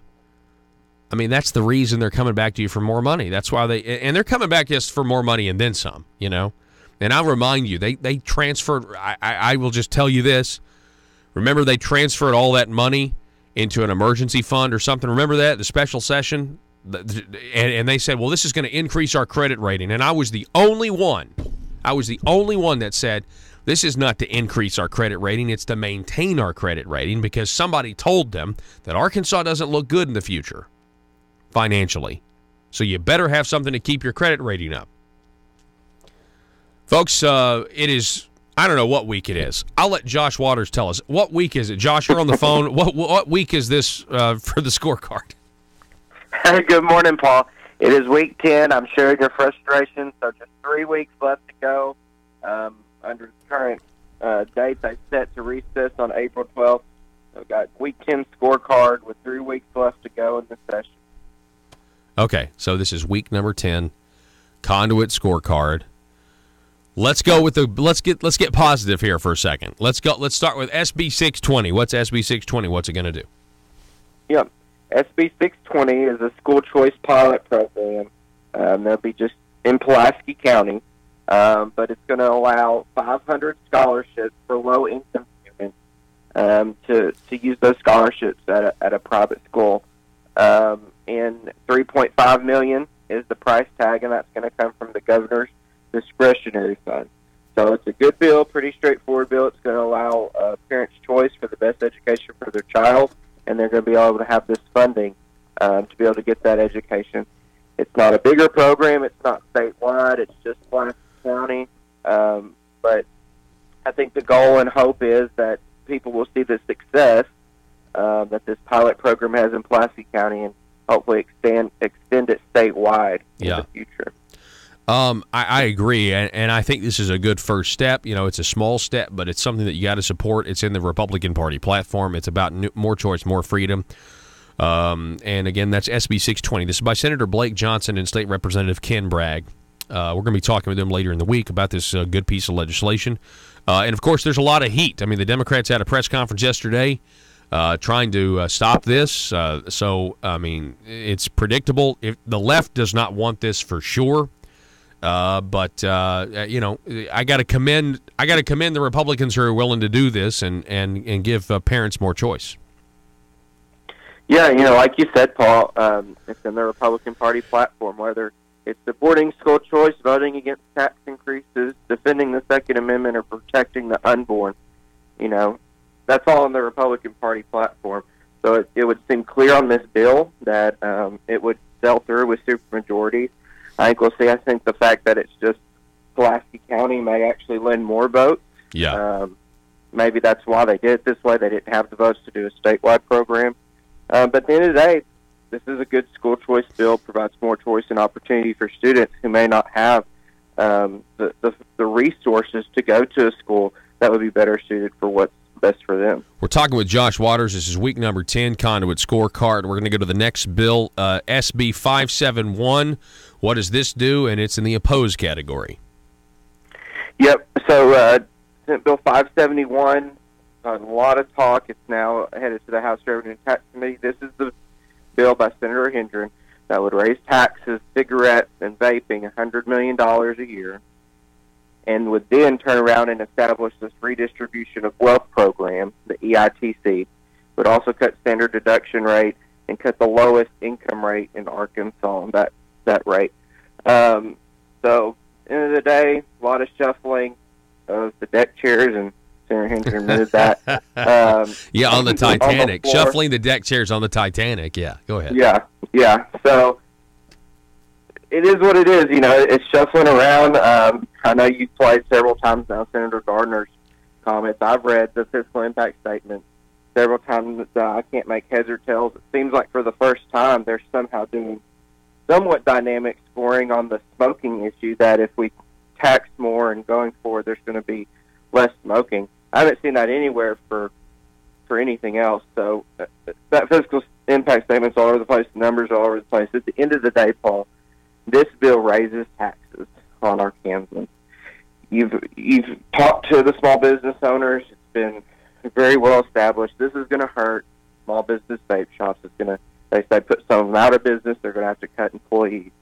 And at the same time, it's redistributing that wealth that's going to put them out of business and creating a welfare program. Paul, this EITC program, 4 Republicans in the entire House of Representatives last session voted for this. 4 in the entire House of Representatives out of 76 voted for this when it got to the House floor last session. Wow. Somehow this got out of the Senate. It's in the House Revenue and Tax Committee. Seems dead on arrival. It's what you hear. But this session, I think all bets are off. All bets are off. You never know. We have the Arkansas Senate that is effectively operating as a state agency under the direction of Governor Asa Hutchinson. They are not an independent branch from the executive. That is clear, and that's because of family relations. And anyone that would dispute that, apparently you don't. I don't know if you have a family member that you love, or that you families stick together. That's just what happened. Anybody who would dispute that is just disputing just natural human behavior. Anyway. So we have the EITC. Josh is saying only 4. Let's talk about the platform, okay? We know one thing. We just talked about the school choice. That's in the Republican Party platform. Earned income tax credit, not in the Republican Party platform. No.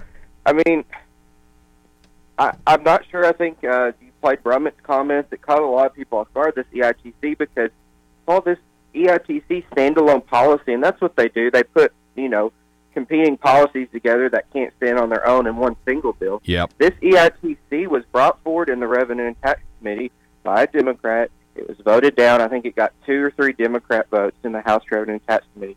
That was like 3 weeks ago, right? And they defeated it last session on the House floor. Only 4 Republicans voted for it. Not a Republican idea. It's a redistribution of wealth program. When you read through the impact statement, it also talks about how people from out of state, they might be able to monopolize on where they actually get more than they earn in the state. And that's true for a lot. So a lot of problems with the bill overall. Huge tax increase, a huge redistribution of wealth program to be an easy no vote. That's why Conduit for Action is opposed. It decreases economic freedom for small businesses and increases dependency on government with this EITC program. 100%. Yeah, and I do want to add here, you say it's not a Republican idea. The left is going to say, well, it originally was. Okay, that's fine. I mean, I haven't really actually researched that to know if that's true. If it was originally a Republican idea, that was a long time ago. It's not a Republican idea now. Okay, so that's not a legitimate argument, okay? You can go back in the early 90s and find when the Republican Party proposed the individual mandate, meaning everybody should be required to pay for health insurance.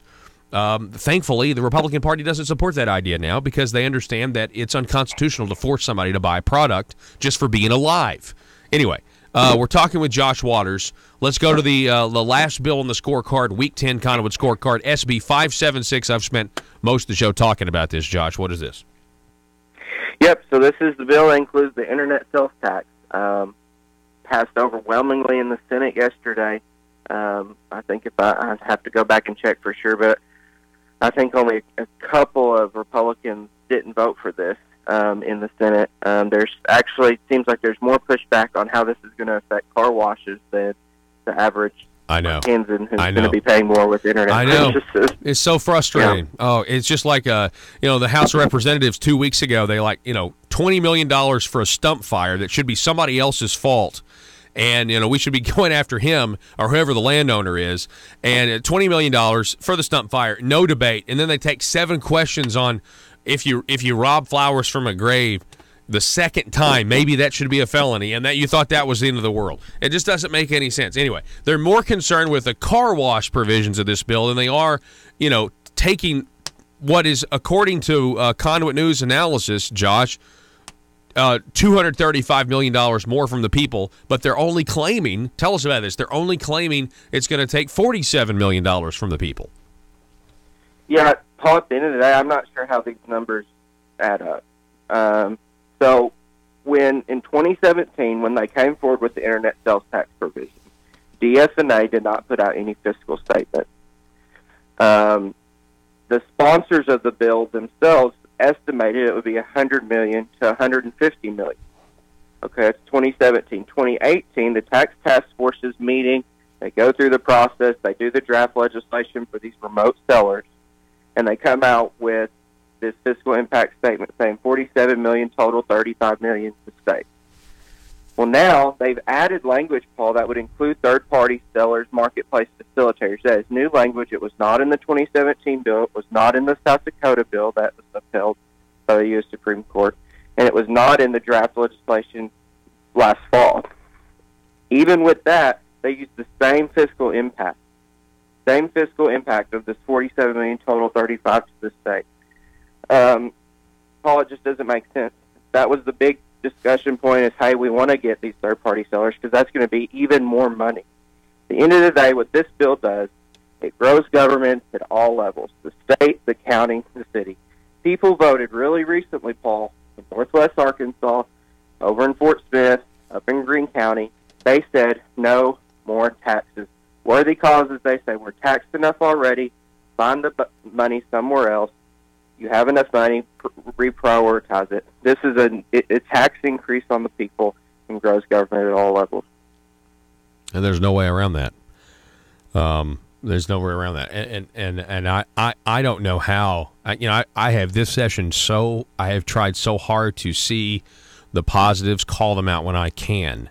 But if that number at the end of the day, when they're done, Josh, if it's more money coming from the people, when you take into effect the income tax cuts versus the gas tax increases, the wholesale tax, the half-cent sales tax, the 911 tax increase, the internet sales tax increase, I just don't see how their equation, especially for the next fiscal year, because they're going to start collecting all these new taxes in October and July and October if the EITC goes through. Yeah.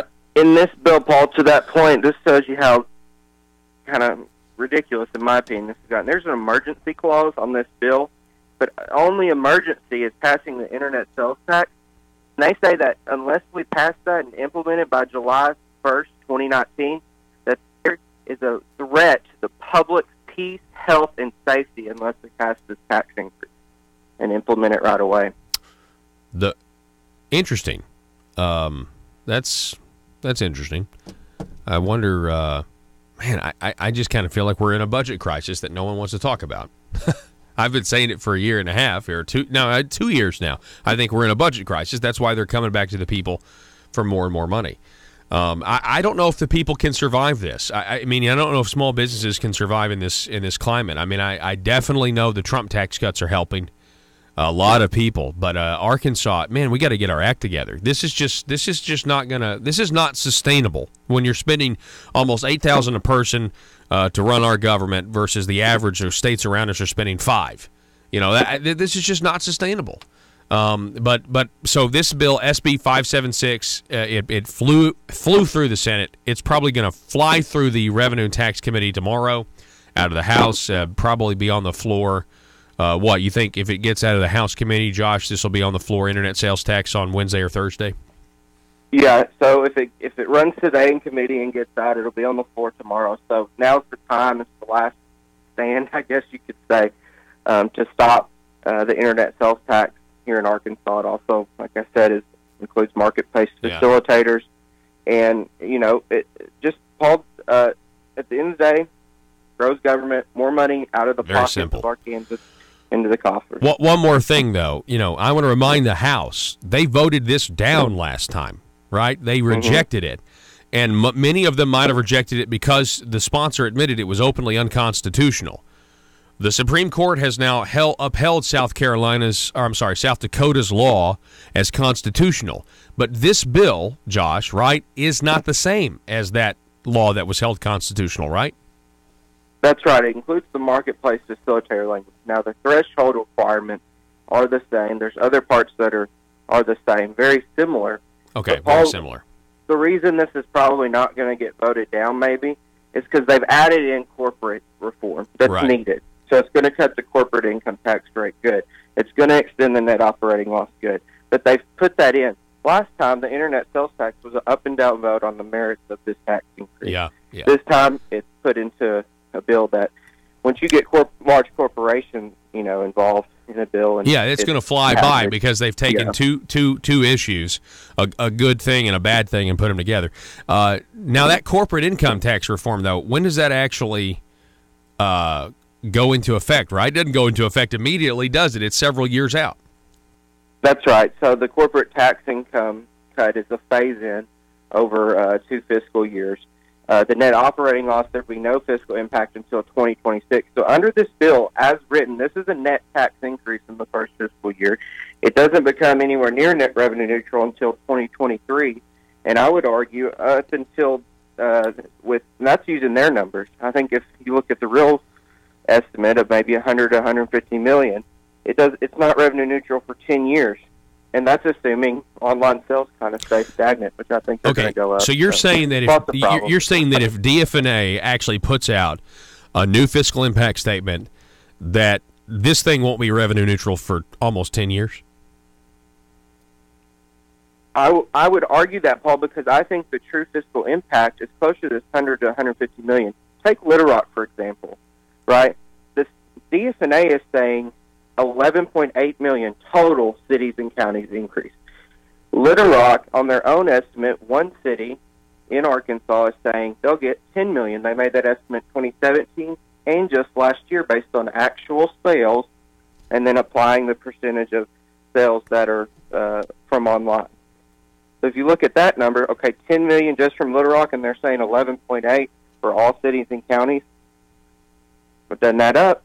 It doesn't add up. We know there's going to be a lot coming from Northwest Arkansas, Jonesboro, all over the area. Well, so dispute the numbers. I mean, I know over at Conduit News they're talking about it could be as much as $235 million, right? Yeah, so that I think that's probably a high estimate. But using their logic, because there's representatives said about 80% of the impact would be from these marketplace sellers, because Amazon's voluntarily collecting. Yeah. But you'll notice with some purchases, third-party purchasers, they're not collecting. So it would sweep all of that in under this facilitator language. So if you take that 80%, well, if 80% is from the facilitator language, and that's never been included in a fiscal impact, $35 million for 20% remote sellers, that's what they said before, plus new language, and that's 80%. We're just extrapolating that out. That's the 235. Yeah, $235 million. And this may sound confusing to people, but this is what they've designed it to be this way. So you, the average listener, is confused and just gives up, and that's not what we need. I mean, exactly right. But this, what we're reporting what they're doing. They need more money from the people. Grows government. And it's just a bad deal. The whole thing's a bad deal. Now, the corporate stuff is good, but then again, the corporate income stuff doesn't even happen for years out. They will start collecting this tax immediately. Something's up. We're in a budget revenue crisis. Josh Waters, appreciate it, sir. It's always great to have you on. Thanks, Paul. All right, we're going to take a break. Back in a minute. Russellville-based firearms manufacturer Omega are making clones of the most notable German firearms in the world. These delayed rotor lock firearms have been and are currently used by law enforcement and military worldwide. At Omega, they manufacture their guns right here in Arkansas and produce the best reproduction in the marketplace that comes with a complete 5-year warranty. At Omega, they take firearm manufacturing seriously and offer discounts to active and retired law enforcement. Whether you're using Omega firearms to defend the public, defend your family, or for target practice, Omega has your back. For pricing, go to omega-guns.com. That's omega-guns.com. Are you a conservative-minded young person and want to let the world know about it? Are you tired of rolling your eyes as your professor regurgitates progressive, PC, neo-Marxist nonsense? Then you should interview on Conduit News Radio's Young Conservative segment and tell us about why you believe the way you do. Tell us how you came to be a conservative and what are your views on government. Now, if you're worried that your neo-Marxist professor may also be a right-wing talk radio listening masochist, then names can be changed to protect the innocent. It's the Conduit News Radio Conservative Future segment. To be interviewed, call 870-275-9799. That's 870-275-9799. If you're like me, you believe that small business is the heart of Arkansas's economic engine, and it should be viewed that way by the politicians in Little Rock. Conduit for Commerce also believes, like you and I believe, policies that achieve less regulation and lower taxation help small business in Arkansas thrive. Other policies like small, constitutionally consistent government and reducing citizen dependency on government keeps it from growing and expanding its influence on our daily lives. Conduit for Commerce works every day to educate the general public and legislators on these important priorities in the name of Arkansas small business. By the way, contributions to Conduit for Commerce are tax deductible. Log on now to conduitforcommerce.org and click on Contact Us on the right side of the page. That's conduitforcommerce.org. Go there now and learn the facts on protecting small business in Arkansas. That and all the other shenanigans with regards to rigging elections are still there. Mm-hmm. So this is a concern. See, the founding fathers said that votes need to be cast in private, but counted in public. Mm-hmm. Well, the majority of our votes are now counted in secret. The secret vote count through computers. This is a very big problem. Do you think, again, we're talking with political analyst John Michael Chambers, do you think we're going to see anything between now and the 2020 elections concerning illegal immigrants and their voting habits that we're told are non-existent? But there was a commission that was formed, and they submitted, I think, recommendations, and then they disbanded. We haven't really heard anything, but I think this is a really huge scandal that nobody's really paying attention to. Well, it's a big issue, as you brought up, because as we know, the illegal aliens that do get to vote and how that happens is another whole.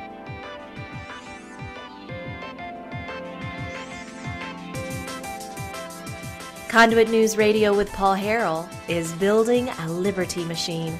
Find out more at conduitnews.com.